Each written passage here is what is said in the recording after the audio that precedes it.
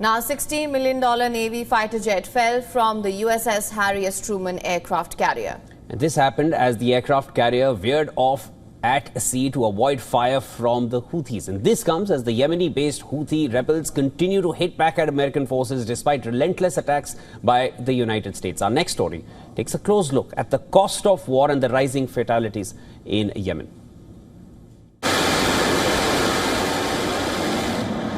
Under the cover of night, US fighter jets roar off the decks of aircraft carriers.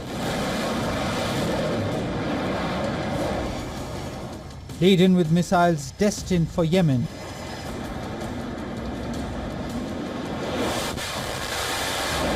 American fighter jets have been pounding Houthi targets.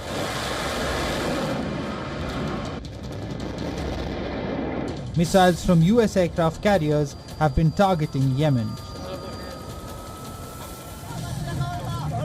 Since March 15th, over 800 Houthi targets have been struck, yet the Iran-backed rebels remain undeterred. The Iran-backed fighters continue to down US drones and launch ballistic missiles towards Israel, showcasing a resilience that questions the efficacy of America's military strategy. The finance toll is staggering. 7 MQ-9 Reaper drones, each valued at $30 million, have been lost near Yemen since mid-March.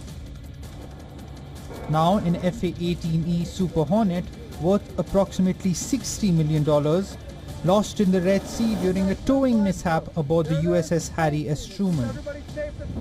The exact details of the turn the Truman made to avoid the Houthi fire have not been released. This incident marks the second Super Hornet loss for the Truman strike group, following a friendly fire incident in December. In February, the Truman collided with a merchant ship near Egypt. No injuries were reported. US Navy carriers are the world's largest warships at nearly 1,100 feet long. They have a displacement of almost 100,000 tons.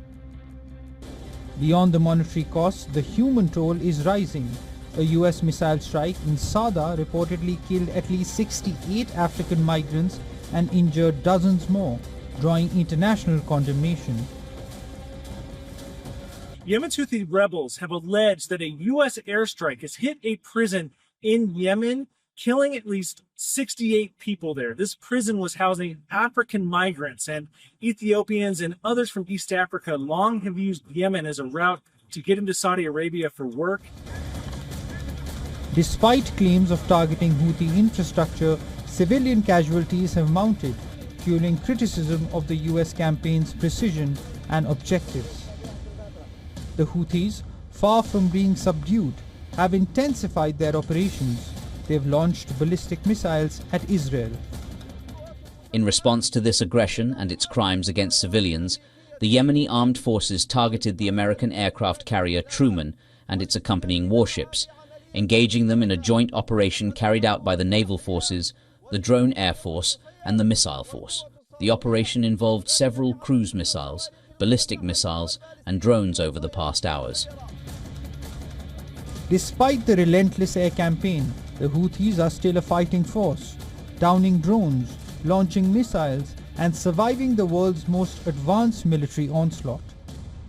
The Red Sea chaos has exposed the limits of American might and the staggering price of war with no end in sight. Bureau Report, WION, World is One.